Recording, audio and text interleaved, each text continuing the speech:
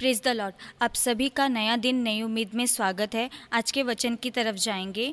हिब्रानियों उसकी 2 आयत और 18वां वचन पढ़ेंगे। क्योंकि जब उसने परीक्षा की दशा में दुख उठाया तो वह उनकी भी सहायता कर सकता है जिनकी परीक्षा होती है। हमारा परमेश्वर जब हम शरीर में हो के यहाँ पृथ्वी पर था तब उसने सारे दुख उठाए हमारे लिए, हमारे पापों के लिए उसने दुख उठाया। जैसे हम आज के जीवन में हैं, जिस परिस्थिति से हम गुजरते हैं, वो सब हमारा परमेश्वर हमसे पहले उस परिस्थिति को जानता है कि हम कितना दुख सह सकते हैं, कितना दुख हमारे सहने से बाहर है। परमेश्वर वो सारी परिस्थिति जानता है, क्योंकि परमेश्वर खुद एक शरीर में रह के गया है। परमेश्वर सारी चीज़ें जानता है। वो जानता है कि हम किस दुख में ज़्यादा सह सकते हैं और किस में नहीं सह सकते। हम कभी कभी प्रार्थना भी करते हैं और बोलते हैं कि परमेश्वर ये दुख हमारे सहने से भी बाहर है, लेकिन परमेश्वर ने खुद वचनों के द्वारा हमसे कहा भी है कि मैं तुम्हें तुम्हारे सहने से ज़्यादा दुख नहीं देता। परमेश्वर इस वचन में से इसी तरह ये भी बोलता है कि परीक्षा की दशा में दुख उठाया तो वह उनकी भी सहायता कर सकता है जिनकी परीक्षा है। जो इस समय दुख उठा रहे तो परमेश्वर उनकी भी सहायता करता है। परमेश्वर ने बाइबल में से बहुत सारे वचन बताए हैं, वचनों के द्वारा हमसे बातें किया है। जैसे उसने प्रकाशित वाक्य में तीसरी आयत उसके 10वें वचन में लिखा है, तूने मेरे धीरज के वचन को थामा है, इसीलिए मैं तुझे परीक्षा के उस समय बचा रखूंगा जो पृथ्वी पर रहने वालों के लिए परखने के लिए सारे संसार पर आने वाले हैं। परमेश्वर ने कहा है तूने मेरे वचन को धीरज से थामा है तो मैं तुझे परीक्षा के उस समय तक बचा के रखूंगा जो पृथ्वी पर हम जो लोग रह रहे हैं, हमारे ऊपर बहुत सारी परीक्षाएं आती है, लेकिन परमेश्वर हमें उन सब से बाहर निकालता है। परमेश्वर हर समय हमारी प्रार्थनाओं को सुनता है। हमारे जिस कंडीशन में है हम हैं, जिस परीक्षा में है, जो चीज़ हम इस वक्त सह रहे हैं, परमेश्वर वो सब कुछ जानता है। वो सब कुछ हमें एक नए दिन वो सब से हमें छुड़ा के आगे बढ़ाता है। परमेश्वर हमारी उस परीक्षा की स्थिति को जानता है, इसलिए परमेश्वर बोलता है कि जब तुम परीक्षा में पढ़ो तो प्रार्थना करो। ऐसा नहीं कि जब हम परीक्षा में पढ़े तो छोड़ दे परमेश्वर के कि जानबूझ के हमारे साथ ऐसा हो रहा है। ऐसा कुछ नहीं है। हमारे ही पापों की वजह से वो हम देख रहे वो दिन, हमने कहीं ना कोई गलती की रहती है जो हम उस परीक्षा में पढ़ते हैं, क्योंकि परमेश्वर की इच्छा नहीं होती कि हम परीक्षा में पढ़े। परमेश्वर ने तो पहले ही कहा है तो परीक्षा में पढ़ने से पहले प्रार्थना करो कि तुम परीक्षा में न पढ़ो। इसलिए परमेश्वर हमेशा हमें समझाता रहता है, वचनों के द्वारा हमसे बातें करता रहता है कि तुम परीक्षा में न पढ़ो, उसके लिए तुम प्रार्थना करते रहो। परमेश्वर नहीं चाहता कि हम परीक्षा में पढ़े और हम उससे दूर जाए। कोई लोग ज़्यादा दुख में होते, तकलीफ़ में होते तो परमेश्वर से दूर जाते हैं। उनको लगता है शायद हम परमेश्वर में ज़्यादा अच्छे से चल रहे हैं इसलिए ऐसा हो रहा है। ऐसा कुछ नहीं है।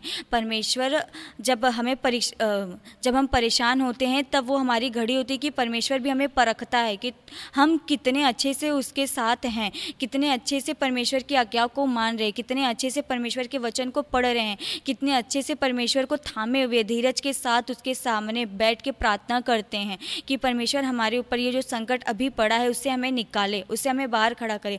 एकमात्र परमेश्वर ही है जो हमें उस परीक्षा से बाहर निकाल सकता है, क्योंकि एक परमेश्वर है जो सब दुख हमारा जानता है। अगर हम दूसरों के सामने अपने दुख तकलीफ़ों को बताएं तो वो हमारा हंसी मजाक करेंगे, ठट्ठा करेंगे, लेकिन परमेश्वर ऐसा कभी नहीं करता। वो हमारा दुख किसी के पास जाके बताता भी नहीं है। परमेश्वर उस समय हमें वचनों के द्वारा बातें करता है, समझाता है, हर एक समझ बुद्धि देता है। हम परमेश्वर के साथ जब प्रार्थना में टाइम बिताते हैं तो परमेश्वर हमें वचनों के द्वारा बातें करता है। कभी कभी कोई दूसरे के द्वारा भी परमेश्वर हमें बातें करता है, लेकिन हम लोग इग्नोर कर देते हैं। ऐसा नहीं होना है। परमेश्वर के साथ धीरज से बने रहे, प्रार्थना कर। दुख आने परीक्षा आती है तो हमें और प्रार्थना करना है कि परमेश्वर हमारी उस परीक्षा से हमें बाहर निकाल के लेके आए, और परमेश्वर ही है जो हमें उस परीक्षा से बाहर निकाल लेके आ सकता है, और दूसरा कोई नहीं है कि हमें उस परीक्षा से बाहर निकाल के लेके आए।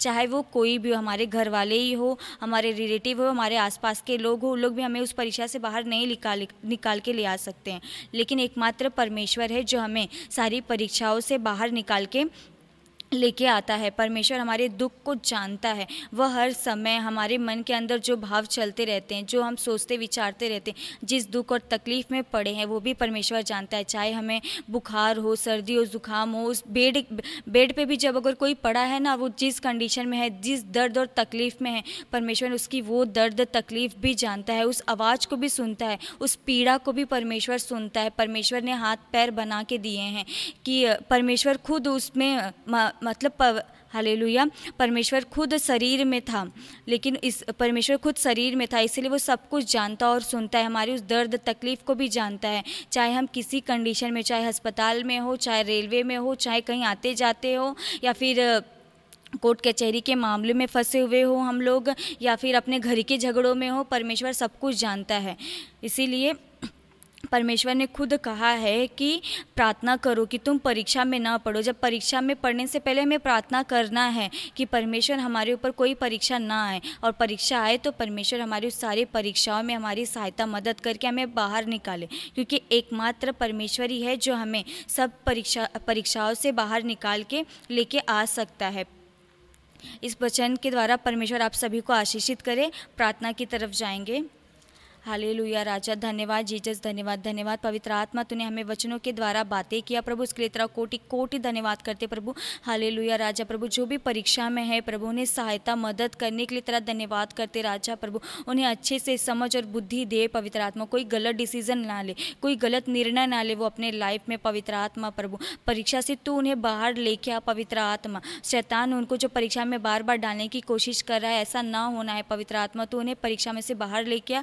हालेलुया राजा, और तू तेरे वचनों में उन्हें आगे बढ़ा पवित्र आत्मा। तेरा डर भय उनके अंदर होना है पवित्र आत्मा प्रभु। इसके लिए हम तुझसे प्रार्थना करते हैं प्रभु। इस छोटी सी प्रार्थना विनती को मसीहा यीशु मसीह के नाम से मांगती हूँ राजा, सुन और कबूल कर। आमीन।